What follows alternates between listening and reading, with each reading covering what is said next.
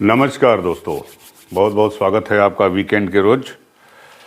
तो आज शनिवार है 10 फरवरी और उम्मीद करता हूं कि आप सभी लोग अच्छे होंगे, मज़े में होंगे।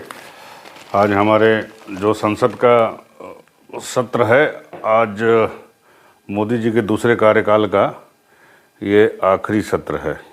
तो आज देखिए क्या क्या होता है संसद में। आज निगाहें सबकी लगी रहेंगी और मोदी जी से ही जुड़ी खबर है। मोदी जी ने कल दोपहर में एक ट्वीट कर दिया और उसके बाद जो है देश में देश ने दांतों तले उंगली दबा ली। क्या दिमाग है भाई। अब देखिए, उन्होंने चौधरी चरण सिंह, नरसिम्हा राव और MS स्वामीनाथन, ये 3 महान विभूतियों को भारत रत्न प्रदान कर दिया, ऐलान कर दिया। और इसकी जानकारी उन्होंने एक्स सोशल मीडिया हैंडल पर दी अपने।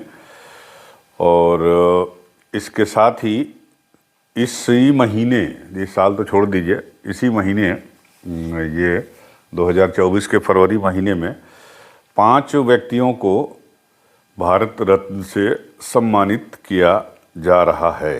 एक महीने में 5 विभूतियों को ये सम्मान दिया जा रहा है या दिया गया। तो इसमें 2 नाम पहले आपको पता ही हैं। वो 2 नाम है, एक बिहार के गरीबों के मसीहा कर्पूरी ठाकुर साहब और दूसरे जो है लाल कृष्ण आडवाणी जी।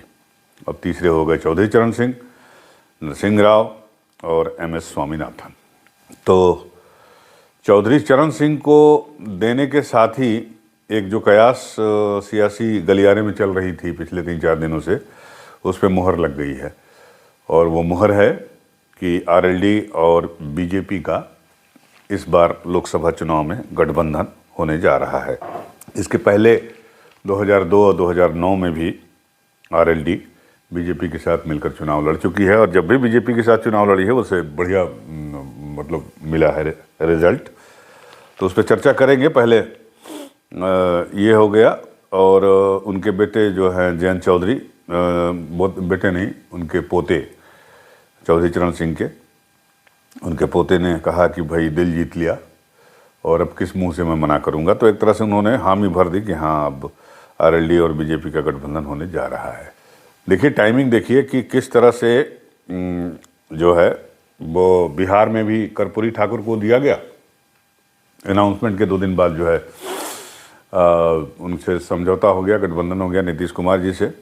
और यहाँ पे अनाउंस किया है इनका चौधरी चरण सिंह का। तो अगले 1-2 दिनों में उम्मीद है कि इसकी औपचारिक घोषणा कर दी जाएगी RLD और NDA के गठबंधन की। उत्तर प्रदेश में अब ये सीटों का कुछ वो चल रहा है, सीट फाइनल हो जाए उसके बाद ये हो जाएगा। अब आते हैं नरसिम्हा राव पे। नरसिम्हा राव एक ऐसे प्रधानमंत्री रहे जो माना जाता है कि अपनी ही पार्टी के नेताओं जरा निशाने पर रहे। मणिशंकर अय्यर ने एक बार इनको कहा, भाजपा का प्रधानमंत्री कहा था, आपको याद होगा उनका एक बयान कभी तो। लेकिन नरसिम्हा राव को जाना जाता है उनके बोल्ड स्टेप के लिए, उनके आर्थिक सुधारों के लिए।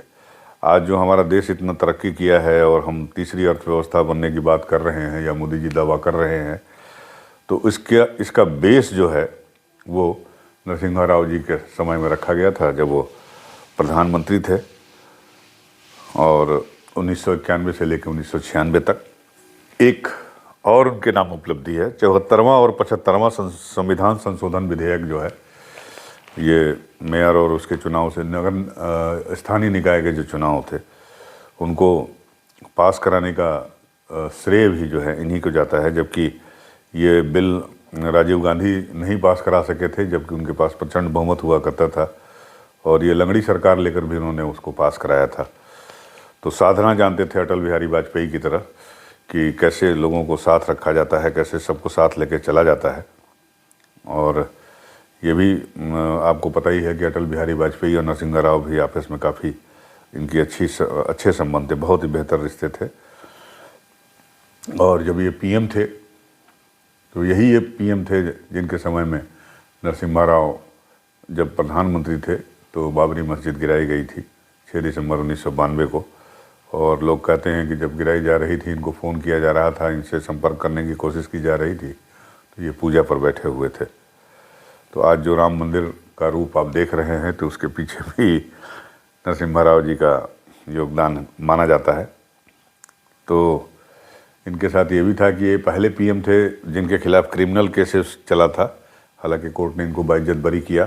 तो इस तरह से नरसिम्हा राव को देख के जो है आंध्र प्रदेश, तेलंगाना, इसको जो है साधने की कोशिश की है प्रधानमंत्री नरेंद्र मोदी ने।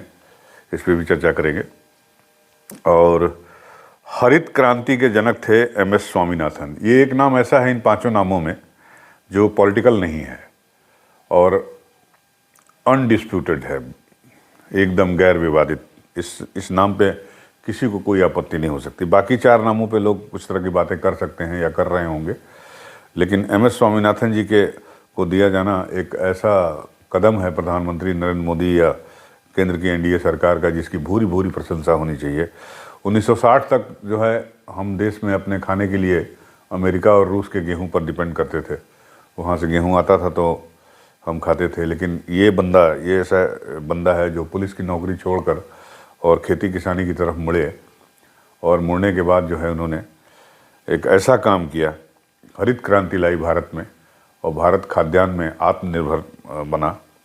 तो 60 के दशक में अपने लोगों के भरण पोषण के लिए, इसमें लिखा भी है कि अपने लोगों के भरण पोषण के लिए अमेरिकी गेहूं पर निर्भर था भारत, और उनके योगदान से वो अनाज बचाने वाला देश बना। स्वामीनाथन को रमन मैग्सेसे, पद्म श्री, पद्म भूषण और पद्म विभूषण पुरस्कारों से भी नवाजा जा चुका है, और 2007 से 2017 के दौरान वो राज्यसभा के सदस्य भी रहे। तो मरणोपरांत इनको दिया गया है, मरणोपरांत नरसिम्हा राव को भी दिया गया है, मरणोपरांत चौधरी चरण सिंह को भी दिया गया है। तो इसके लिए केंद्र सरकार को बहुत बहुत बधाई। हमें स्वामीनाथन को दिया जाना सबको अच्छा लगता है। तो एक तरह से साउथ में जहाँ बीजेपी की स्थिति कमज़ोर है, वहाँ भी इस तरह ये चर्चा है कि इन पुरस्कारों के जरिए जो है आंध्रा में खासकर और तमिलनाडु में जो है इसको साधने की कोशिश की गई है अपने पॉलिटिकल बेस को। तो अगर बात करें चौधरी चरण सिंह की, तो चौधरी चरण सिंह तो निर्विवाद रूप से जाट किसानों के नेता रहे हैं, और जाटों की संख्या आपको पता ही है कि उत्तर प्रदेश में कितनी है, और हरियाणा में कितनी है, पंजाब में कितनी है। इनको साधने की कोशिश की जा रही है। अब पंजाब में सबसे ज़्यादा 37% जाट आबादी है उसमें, लेकिन सिख जाट ज़्यादा हैं। और हरियाणा में 28 से 30% हैं, राजस्थान में 20% हैं, पश्चिमी उत्तर प्रदेश में भी 10 से 12% हैं, और अलग अलग लोकसभा में अपना अलग अलग असर रखते हैं। इसके अलावा दिल्ली, उत्तराखंड, जम्मू कश्मीर तक में जाटों की आबादी पर 4 से 5% है। हरियाणा में अगले साल विधानसभा चुनाव होने हैं, आपको पता ही है। तो एक तीर से दो शिकार किए हैं प्रधानमंत्री नरेंद्र मोदी ने।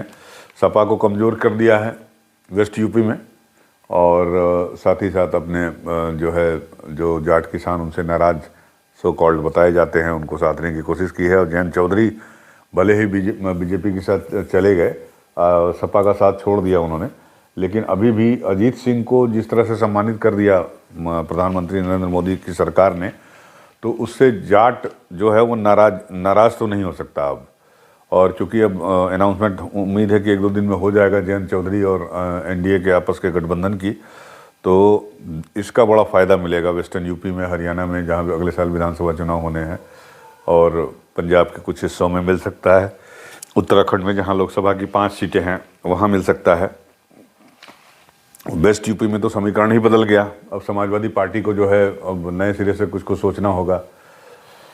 चलिए साहब, तो आज शनिवार है, आपका ज़्यादा समय नहीं लेंगे, और इसी के साथ जो है ये भोर की बात, आज की बात यहीं समाप्त करते हैं। कल संडे है, कल छुट्टी रहेगा, कल छुट्टी मनाइए, हम भी छुट्टी मनाते हैं। मिलते हैं आपसे परसों भोर की बात में। इस बीच जो है वीडियो हमारे जो है वो पोस्ट होते रहेंगे दोनों चैनलों पे, मेरे अनूप श्रीवास्तव नाम के चैनल से भी, और यूपी न्यूज़ 9 पे तो आप मुझे देख ही रहे हैं। तो अपना साथ बनाए रखिएगा, प्यार बनाए रखिएगा, विश्वास बनाए रखिएगा। मिलते हैं आपसे फिर अगले वीडियो में, तब तक के लिए नमस्कार।